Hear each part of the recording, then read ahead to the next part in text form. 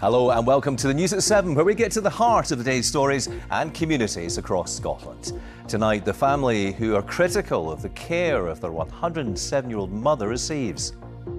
We need somebody to come and get her out of bed in the morning and wash her, to get dressed, get washed and dressed, and she gets put back to bed at night. We'll speak to Age Scotland about older people's rights to care packages. Also tonight, issues with sterilising medical equipment continues to cause delay for some of Aberdeen's hospitals. More than 1,200 surgeries and dental appointments have been suspended as theatres operate at 2/3 capacity. And Lewis has all the latest in sport. I certainly do, Graham. It is League Cup semi-final weekend. Two big matches at Hampden as Motherwell take on St Mirren and Celtic face Rangers. And we'll hear how one family goes all out for Halloween. I'm Graham Stewart. Welcome to the News at 7.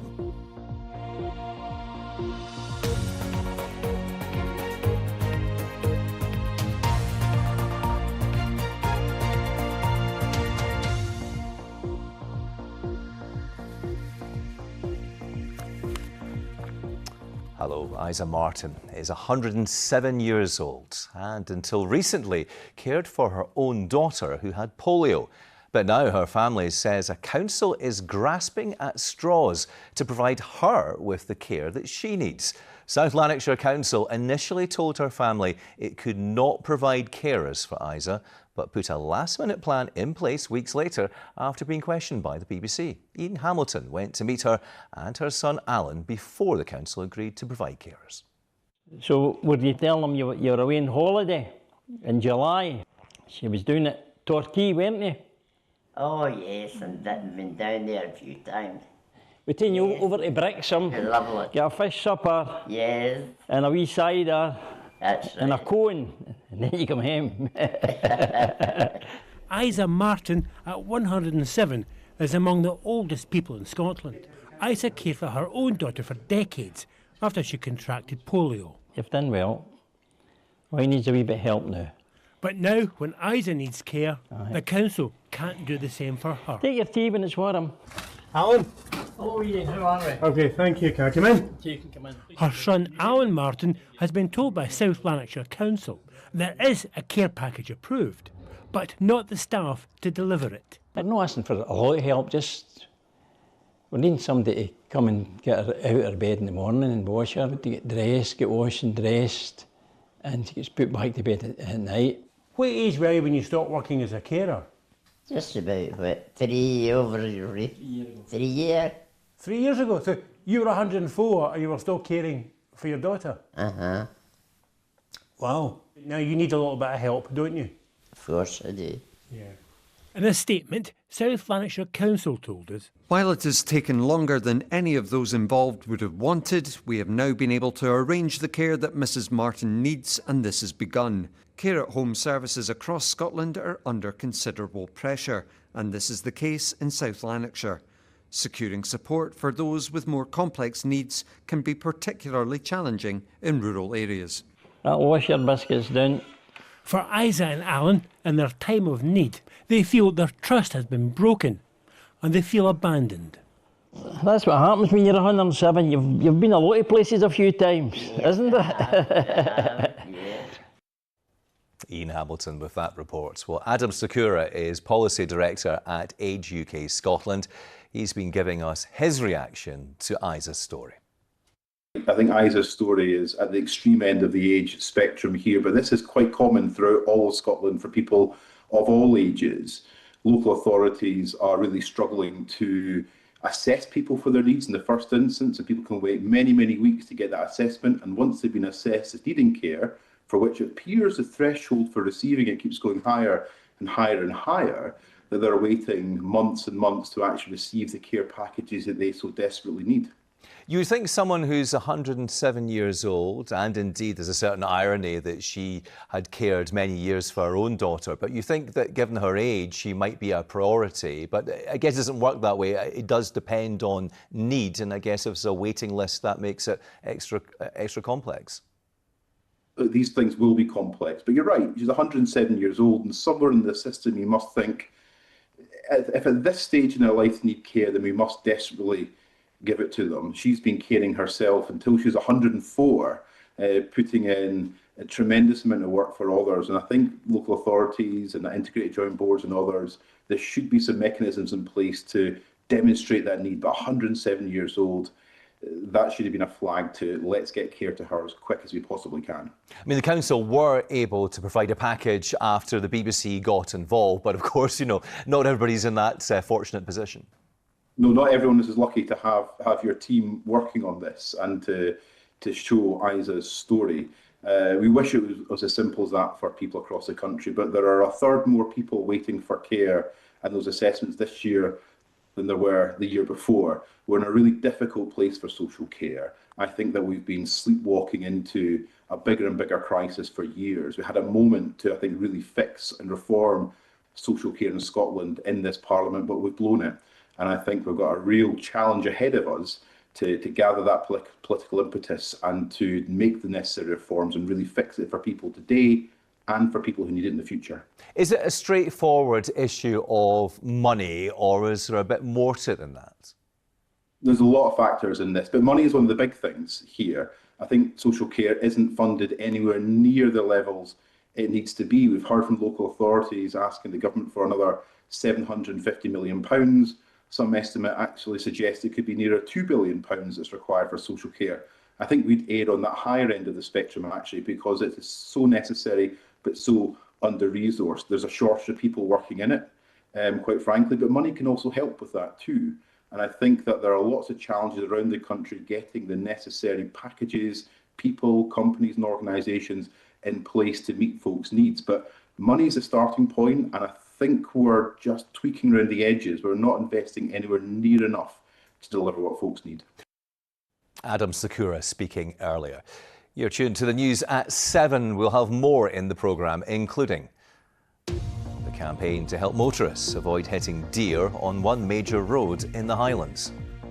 Full weekend forecast is coming up. Temperatures back down to where they should be after today's mild conditions, but then back into the teens next week. All the details coming up.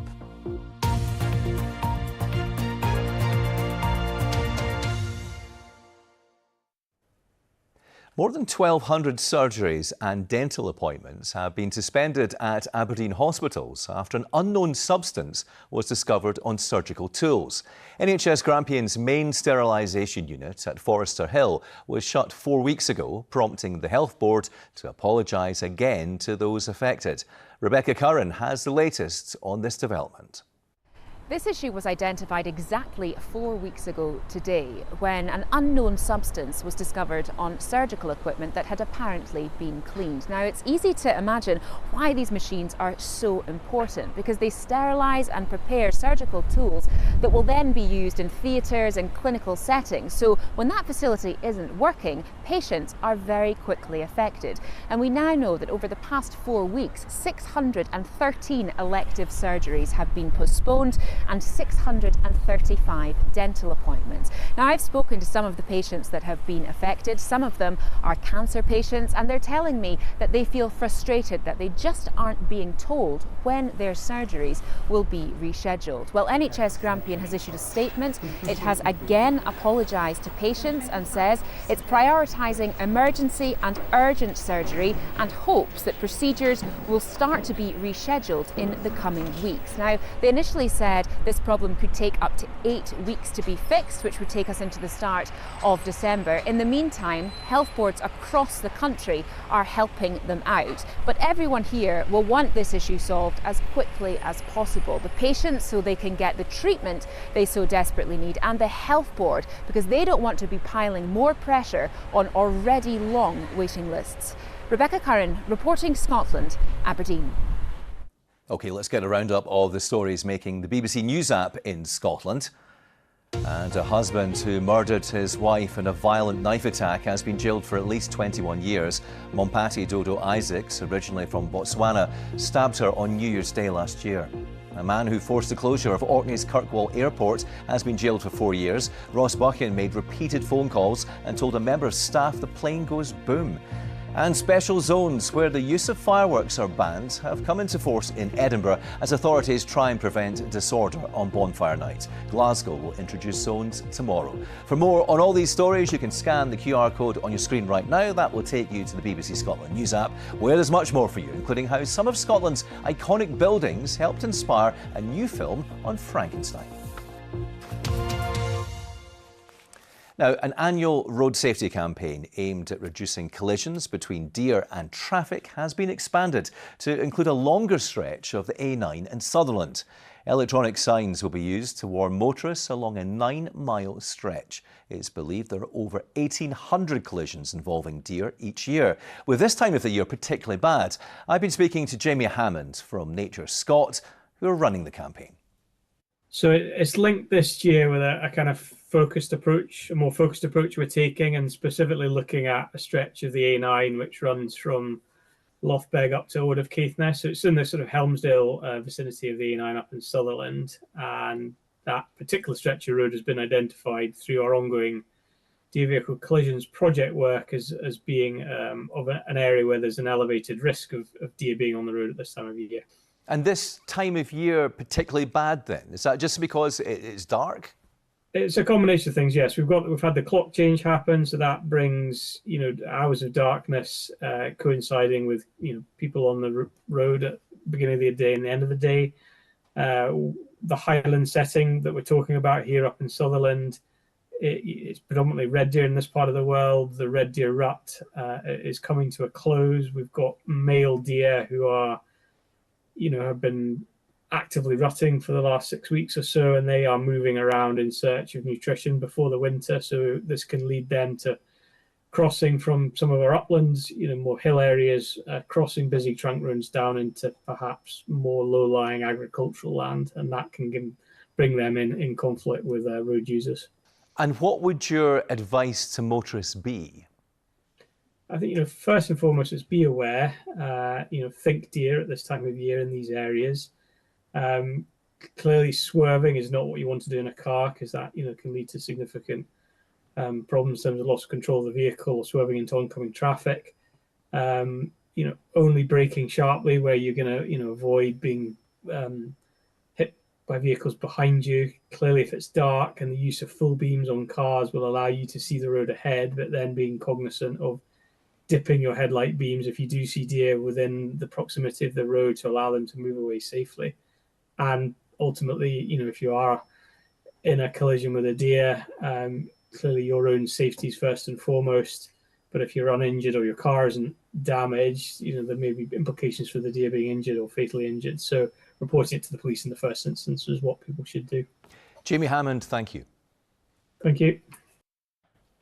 Now, more than 20 years ago, Dumbarton bricklayer James Lacey became a small part of TV history when he was hired to work on the BBC's River City. The 67-year-old helped build the exterior set of the soap's famous Tall Ship pub, as well as houses around Shield Inch. Well, after being diagnosed with cancer, James's son decided to surprise him with a visit to the River City set in Dumbarton. And now he's made his TV debut by becoming an extra drinking in the pub he helped build. Yeah, both looking nice. Started apprenticeship at 16, building walls, houses, about 50 years ago. So I think it was the year 2001, we got a phone call to come here. Didn't know what it was going to be, and it was going to get drawn to build walls and houses. You would think it was an actual pub. Been built from scratch, it was amazing. No, I remember our lady, she was in charge of everybody in here. She came out shouting at us, stop, stop, and we're into the job for about 3 hours. She says, no, I want something that's been built in the 1930s. It looks too modern. We scraped out some of the mortar and she was over the moon and that was it. It's completely different from the inside you would expect. It's just a shell now, isn't it? A lot of folk would be shocked if they seen the inside it from then the outside. It just, you never think it's the same place. So the black brick you see here, reversed at the back, it made it look a lot older than what it was. You do get the feeling that people are actually living in the wee court, don't you? You're invading somebody's privacy. You see the places, you realise the work that was done at the place to get it into it. The way things are going, I don't think I will be back at work. On the 4th of April, I was to go up to the Beatson, went up there, and they told me I had cancer. I don't think I could handle work. You see other folk worse than yourself, so I'm actually quite lucky, I think. Okay, from the top. Oh. Okay. The last time we were in here was we'd actually finished building.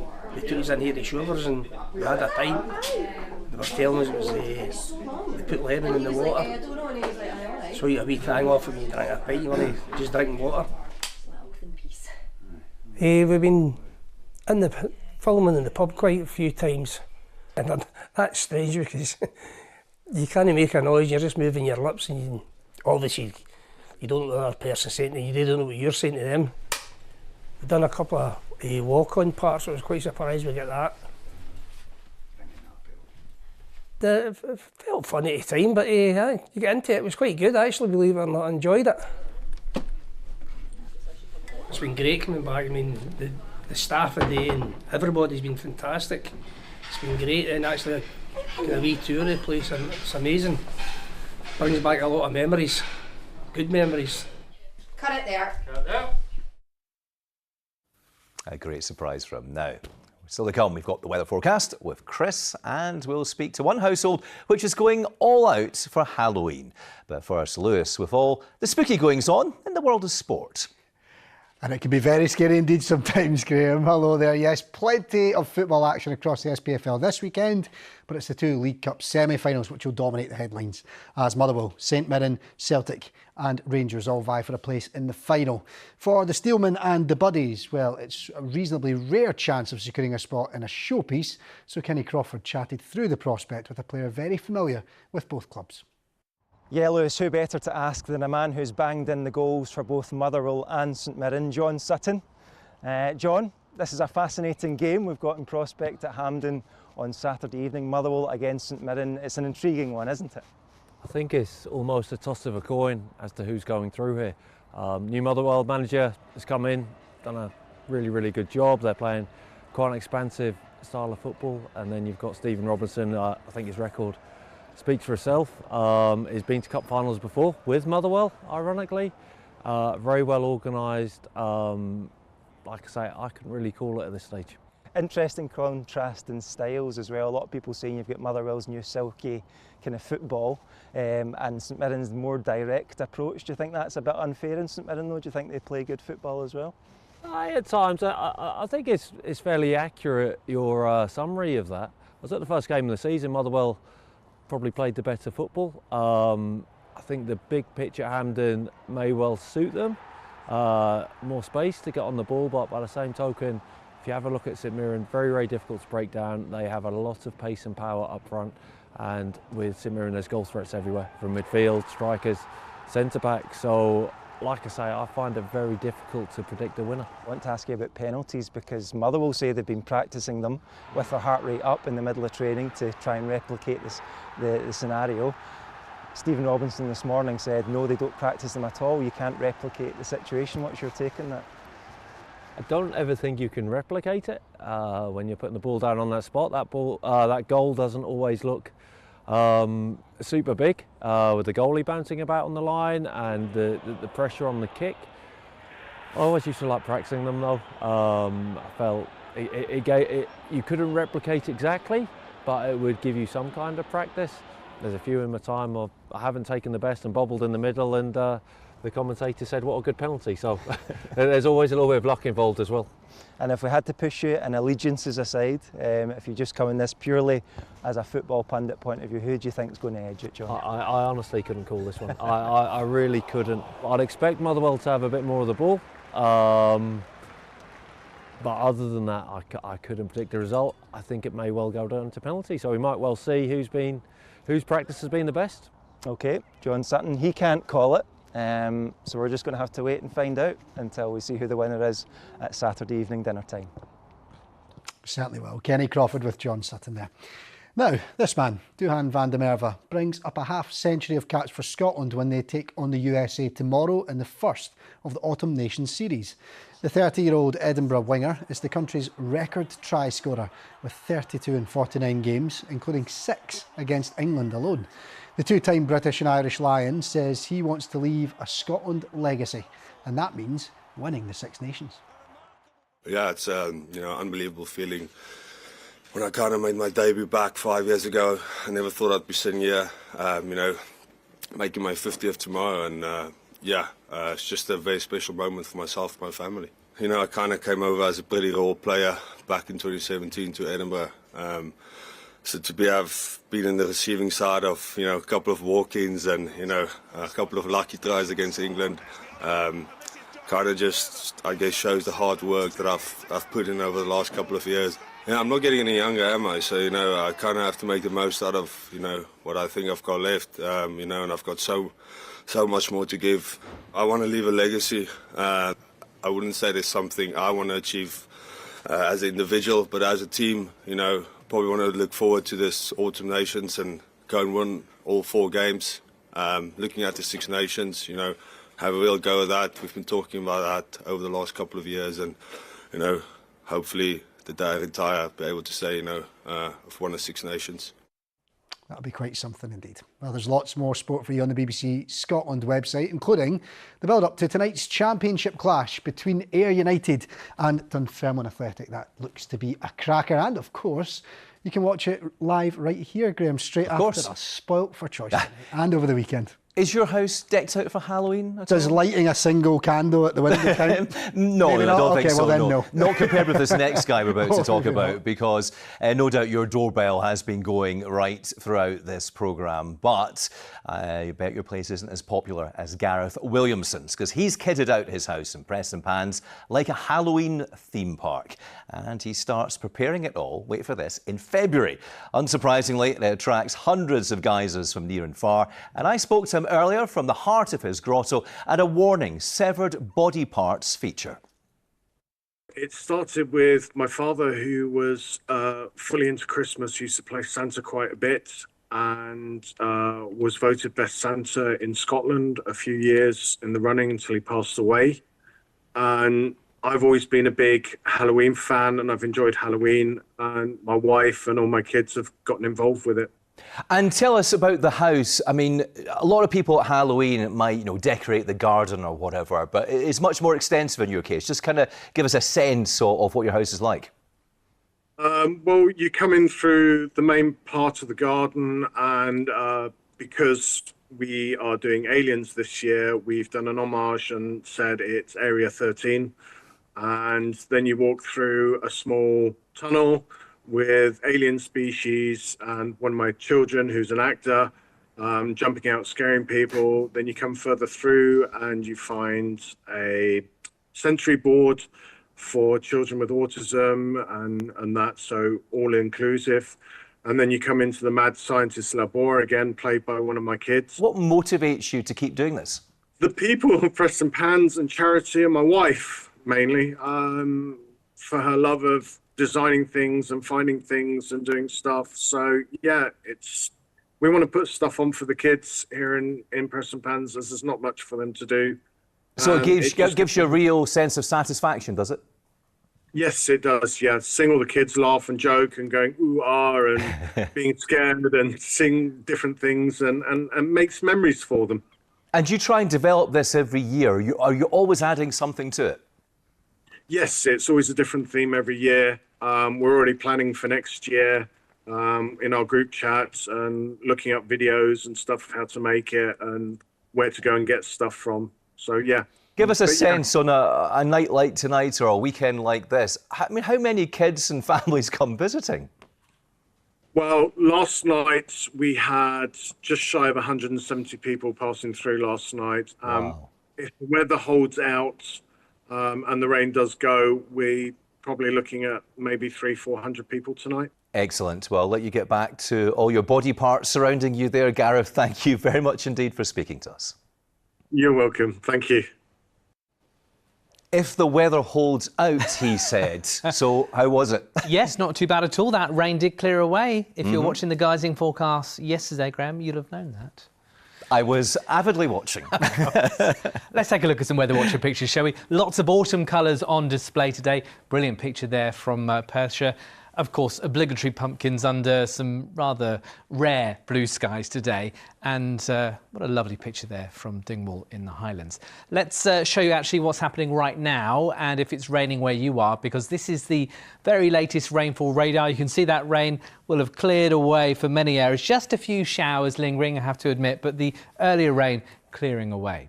So you can see over the next few days, low pressure is very much in charge, keeping things unsettled with troughs and weather fronts. That means showers and rain. And temperatures this weekend back down to where they should be for the time of year after very mild conditions today. So first thing tomorrow, you can see we've got some rain quite heavy towards the west coast. Elsewhere, some heavy showers first thing, and also some heavier rain towards parts of Caithness. But that earlier rain will clear away as we head through towards mid to late morning, really, and then it's an improving picture with bright spells and blustery showers. So there's the rain, off it goes up towards the Northern Isles, and then the brighter conditions arrive. Temperatures 10, 11 Celsius, and those showers most frequent in the west. It's a similar sort of picture really on Sunday. Low pressure again nearby, bringing some longer spells of rain and some fairly frequent showers, focused in the west and northwest. The further south and east that you are, the drier and indeed brighter it will be. Still breezy at times from the west or southwest, and temperatures again 10, maybe 11 Celsius. And then into next week for the extended outlook, you can see that low pressure really not going very far, very fast at all. So that means it will stay unsettled. But at the same time, we're actually tapping into some much milder air. So whilst it will be wet, often wet, it actually will be mild. So these are the temperatures on Monday, 14, 15, 16 Celsius across the board. So very mild indeed. Similar sort of fare as we head through towards Tuesday. Frequent showers coming and going. There will be some sunshine in between, but temperatures more akin to sort of late September rather than early November. This is the outlook. You can see it's an unsettled one with those temperatures average at the weekend and then climbing as we head through towards next week. That's the forecast for now. Christopher, thank you very much indeed. Now, just before we go, it's over to Amy and Stephen to find out what's coming up on tomorrow's Saturday show. Join Stephen and I tomorrow morning for the Saturday show from 9 o'clock. We are going to be joined by Scotland's most successful female racecar driver, Susie Wolff, will be on the show. Also, it's a big weekend in the Scottish League Cup. And of course, we have Rangers legend Peter Lovencrans, fresh from Dennis Strictly Come Dancing. He'll be in the studio just after 11 o'clock. As well as it being a big weekend of football, we look ahead to Scotland's first autumn series test. Join us for all of that tomorrow morning from 9.